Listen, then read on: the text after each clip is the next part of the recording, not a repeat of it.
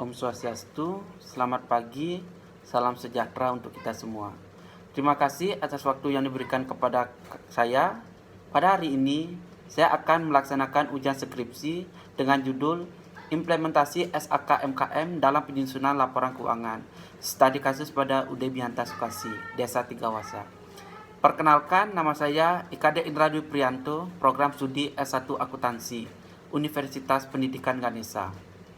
Sebelumnya, saya ucapkan terima kasih kepada Ibu Ari Wahyuni selaku dosen pembimbing 1 saya, dan Bapak Putu Julianto selaku dosen pembimbing 2 saya, serta saya ucapkan terima kasih kepada dosen penelaah saya, yaitu Ibu Trisna Herawati.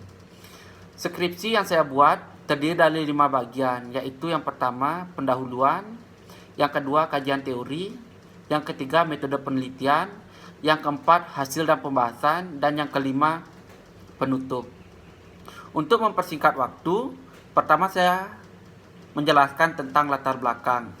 Adapun latar belakang dalam penelitian ini yaitu di mana Indonesia sebagai negara berpendapat menengah, perekonomian Indonesia disokong dari sektor UMKM. Perkembangan sektor UMKM saat ini begitu pesat dibarengi dengan persaingan yang begitu ketat.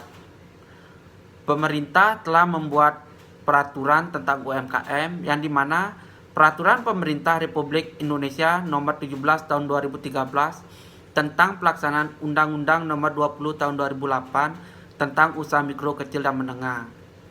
Adapun permasalahan di lapangan, yaitu meskipun peraturan pencatatan akuntansi telah jelas adanya, namun pada kenyataan masih banyak pelaku UMKM yang tidak membuat pembukuan akuntansi yang sesuai dengan standar. Sedangkan langkah yang diambil oleh Dewan Standar Akuntansi Keuangan atau DSAK pada tanggal 16 Mei 2016 telah membuat standar akuntansi keuangan untuk digunakan oleh entitas mikro, kecil, dan menengah yang disebut Standar Akuntansi Keuangan Entitas Mikro, Kecil, Menengah atau SAK-MKM yang berlaku efektif per 1 Januari 2018. Perkembangan UMKM di Bali yaitu rasio kewirausahaan di Bali pada akhir tahun 2018 mencapai 8,38% atau berada di atas rata-rata nasional yaitu 5%. Dari 326 UMKM yang tersebar di 9 kota kabupaten. Salah satu UMKM yang memiliki pendapatan sesuai standar kriteria UMKM dan selalu mengalami peningkatan dalam usahanya, namun kurang memahami standar yang berlaku dalam UMKM, yaitu UD Bihanta Sukasi. Berikut merupakan data penjualan bersih UD Bihanta Sukasi dalam triwulan selama 1 tahun. Terdapat 4 faktor yang mempengaruhi penyusunan SAK-MKM. Faktor yang pertama yaitu kurang pentingnya laporan keuangan bagi pemilik MKM, di mana pemilik belum menyadari pentingnya pencatatan dan pembukuan yang rapi. Padahal dengan adanya pembukuan, pelaku usaha bisa mengetahui sehat atau tidak sehatnya usaha yang mereka jalankan. Yang kedua yaitu kurangnya sosialisasi terkait MKM, di mana berdasarkan hasil wawancara dengan beberapa pemilik usaha, dikarenakan mereka kurang memahami terkait peraturan pemerintah tentang MKM. Yang ketiga yaitu ada kurang pahamnya pemilik usaha dalam menyusun laporan keuangan. Dikarenakan laporan keuangan bagi sebagian pemilik merupakan sesuatu yang sangat sulit sehingga mereka hanya membuat laporan secara sederhana yang membuat arus kas masuk dan keluar menjadi semu. Dan yang terakhir ada kurang tegasnya kebijakan pemerintah, yang dimana masih banyak usaha yang belum mendaftarkan usahanya sehingga pemilik usaha merasa tidak memiliki kewajiban dalam membayar pajak dan mempengaruhi dalam pembuatan laporan keuangan. Adapun rumusan masalah dalam penelitian ini yaitu bagaimanakah penyusunan laporan keuangan UD Bihanta Sukasi yang sesuai dengan standar akuntansi keuangan entitas mikro, kecil, dan menengah. Penelitian ini memiliki 6 penelitian terdahulu, yang dimana hasil penelitian menyatakan masih banyak UMKM yang belum menerapkan laporan keuangan yang sesuai dengan standar SAK-MKM. Adapun 3 kajian teori yang digunakan dalam penelitian ini. Yang pertama yaitu teori entitas. Dalam teori entitas, perusahaan dianggap terpisah dan harus dibedakan dalam para pemilik modal. Dengan demikian, entitas perusahaan menjadi pusat kepentingan akuntansi. Teori ini berorientasi pada laporan laba rugi. Pertanggungjawaban pada pemilik dilakukan dengan cara mengukur prestasi kegiatan dan prestasi keuangan yang ditunjukkan perusahaan. Yang kedua yaitu ada definisi wirausaha. Menurut Saiman 2009, wirausaha adalah seseorang yang memutuskan untuk memulai suatu bisnis sebagai pewara laba menjadi terwara laba, memperluas sebuah perusahaan, membeli perusahaan yang sudah ada untuk memproduksi suatu produk baru atau menawarkan suatu jasa baru, serta merupakan manajer dan penyandang risiko. Dan yang terakhir ada pengertian UMKM, yang dimana menurut Undang-Undang Nomor 20 Tahun 2008 tentang definisi MKM, yaitu usaha mikro adalah usaha ekonomi produktif milik perorangan dan atau badan usaha perorangan yang memenuhi kriteria usaha mikro sebagai mana diatur dalam undang-undang ini.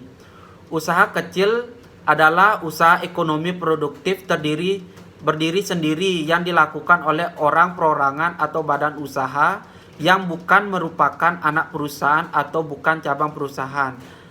Yang terakhir ada usaha menengah adalah usaha ekonomi produktif yang berdiri sendiri yang dilakukan oleh orang perorangan atau badan usaha yang bukan merupakan anak perusahaan atau cabang perusahaan. Terdapat 3 kriteria UMKM sesuai dengan Undang-Undang Nomor 20 Tahun 2008 dalam SAK MKM. Yang pertama yaitu kriteria usaha mikro, di mana kriteria usaha mikro memiliki kekayaan bersih paling banyak 50 juta rupiah, tidak termasuk tanah, bangunan, tempat usaha. Memiliki hasil penjualan tahunan paling banyak 300 juta rupiah. Dan yang kedua, kriteria usaha kecil, yang dimana memiliki kekayaan bersih antara lain 50 juta rupiah dan 500 juta rupiah. Memiliki hasil penjualan tahunan antara 300 juta rupiah dan 2.500.000.000 rupiah. Dan yang ketiga, kriteria usaha menengah, yang dimana memiliki kekayaan bersih antara 500 juta dan 10 miliar, memiliki hasil penjualan tahunan antara 2.500.000.000 dan 50 miliar rupiah. Berikut merupakan standar akuntansi keuangan untuk MKM.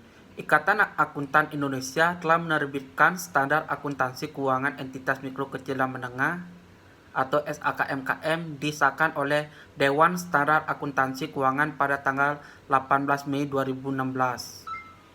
Berdasarkan ruang lingkup Standar Akuntansi Keuangan Entitas Mikro Kecil dan Menengah atau SAKMKM, maka standar ini dimaksud untuk yang pertama yaitu Standar Akuntansi Keuangan Entitas Mikro Kecil dan Menengah atau SAKMKM dimaksud untuk entitas mikro kecil dan menengah. Dan yang kedua atau yang terakhir yaitu Standar Akuntansi Keuangan Entitas Mikro Kecil dan Menengah SAKMKM dapat digunakan untuk entitas yang memenuhi kriteria Standar Akuntansi Keuangan Entitas tanpa akuntabilitas publik atau SAK etap. Adapun tujuan umum laporan keuangan MKM adalah menyediakan informasi tentang posisi keuangan, kinerja keuangan, dan laporan arus kas suatu entitas yang bermanfaat bagi sejumlah besar pengguna dalam pengambilan keputusan ekonomi atau siapapun yang tidak dalam posisi dapat meminta laporan keuangan khusus untuk memenuhi kebutuhan informasi tertentu. Adapun karakteristik laporan keuangan yang pertama yaitu relevan. Informasi dapat digunakan oleh pengguna untuk proses pengambilan keputusan. Yang kedua, representasi tepat. Informasi yang disajikan secara tepat atau secara apa yang seharusnya disajikan dan bebas dari kesalahan dan bias. Dan yang ketiga ada keterbandingan. Informasi dalam laporan keuangan entitas dapat dibandingkan antara periode untuk mengidentifikasi kecenderungan posisi dan kinerja keuangan. Dan yang terakhir, nomor 4, ada keterpahaman. Informasi yang disajikan dapat dengan mudah dipahami oleh pengguna dan pihak-pihak yang menggunakan laporan keuangan antara lain kreditor, pemerintah, calon investor, pemasok, pemilik saham, manajer produksi, dan manajer perusahaan. Berikut merupakan kerangka konseptual penelitian ini. Selanjutnya yaitu metode penelitian, yang dimana lokasi penelitian ini dilaksanakan di Desa Tigawasa, Kecamatan Banjar, Kabupaten Buleleng. Adapun pengumpulan data, yang pertama observasi, wawancara, dan dokumentasi. Selanjutnya yaitu pendekatan dan jenis penelitian. Jenis penelitian yang digunakan dalam penelitian ini adalah menggunakan pendekatan kualitatif. Penelitian kualitatif menafsirkan dan menentukan data yang bersangkutan dengan situasi yang terjadi, sikap serta pandangan yang terjadi di dalam masyarakat. Selanjutnya yaitu sumber data. Sumber data yang saya gunakan yaitu data primer dan data sekunder. Dan yang terakhir yaitu metode dan teknik analisis data. Yang pertama ada reduksi data, penyajian data, dan yang terakhir analisis dan penarikan kesimpulan. Adapun sejarah dari UD Bianta Sokasi, yang dimana UD Bianta Sokasi merupakan salah satu UMKM yang beralamat di Dusun Bantan, Desa Tigawasa, Kecamatan Banjar, Kabupaten Buleleng. Usaha ini dirintis sejak tahun 2017. Pada awal usaha, Putu Bagus Alit Pranaya dan istrinya tidak mempekerjakan karyawan. Akan tetapi langsung mengelola usaha sendiri mulai dari produksi dan pemasarannya. Putu Sukuwati sebagai penganyam sekaligus memproduksi produk baik melalui media sosial maupun dari mulut ke mulut. Sedangkan Putu Bagus Alit Pranamya bertugas mencari bahan baku dari pemasok sekaligus memasarkan produknya. Pencatatan yang dilakukan hanya pencatatan pengeluaran dan pemasukan secara sederhana, dikarenakan kurangnya pemahaman yang dimiliki oleh pemilik dan istrinya terkait akuntansi. Penyusunan laporan keuangan UD Bianta Sokasi yaitu berdasarkan beberapa hasil wawancara peneliti dengan pemilik UD Bianta Sokasi, dapat dikatakan bahwa mereka belum menerapkan pencatatan keuangan sesuai standar yang berlaku. Hal ini dikarenakan kurangnya pengetahuan pemilik UD Bianta Sokasi tentang penyajian laporan keuangan. Dan yang kedua, belum adanya tenaga akuntansi yang profesional pada UD Bianta Sokasi. Dan yang terakhir yaitu pemilik UD Bianta Sokasi mengaku tidak menganggap pentingnya penyusunan laporan keuangan. Format laporan keuangan yang mengacu pada SAKMKM antara lain neraca, laporan laba rugi, catatan atas laporan keuangan, posting ke buku besar, neraca saldo, dan menyusun laporan keuangan. Berikut transaksi UD Bianta Sokasi dan akun yang terlibat. Bisa dilihat di slide. Berikut merupakan laporan neraca UD Bianta Sokasi per periode 31 Desember 2019. Adapun jumlah aktiva dan jumlah kewajiban sebesar Rp154.145.667. Dalam laporan laba rugi, UD Bianta Sokasi per periode 31 Desember 2019 memiliki laba bersih setelah pajak sebesar Rp10.861.500. Implikasi penelitian, di mana implikasi penelitian ini dibagi menjadi dua, yaitu implikasi secara teoritis dan implikasi secara praktis. Implikasi secara teoritis, penelitian ini dapat melengkapi hasil-hasil penelitian sebelumnya yang mengkaji mengenai penyusunan laporan sesuai dengan SAKMKM. Dan yang kedua yaitu implikasi secara praktis, yang dimana penelitian ini berimplikasi bahwa UD Bianta Sokasi hendak mempelajari penyusunan laporan keuangan yang sesuai dengan SAKMKM, karena dengan penyusunan laporan yang baik terutama akan lebih mudah dalam mengambil keputusan bisnis yang sekiranya akan dapat membantu perusahaan dalam menjaga keberlangsungan usaha. Adapun kesimpulan dan saran dari penelitian tersebut. yaitu di mana UD Bianta Sokasi belum menerapkan SAK-MKM dalam penyusunan laporan keuangannya. Pencatatan yang dilakukan oleh pemilik UD Bianta Sokasi masih belum sesuai dengan standar akuntansi, karena pencatatan yang dilakukan tidak menunjukkan tahap-tahap seperti yang ada pada siklus akuntansi, dan pencatatan hanya dapat dipahami oleh pemilik saja. Adapun saran bagi penelitian selanjutnya, yaitu MKM diharapkan dapat menggali lebih mendalam, artian mencari informasi-informasi penting secara lebih insentif terkait permasalahan-permasalahan yang akan diteliti yang ada di suatu tempat penelitian untuk dapat menambah rumusan masalah dan kajian teori yang dapat mendukung penelitian sehingga hasil penelitian akan menjadi lebih baik.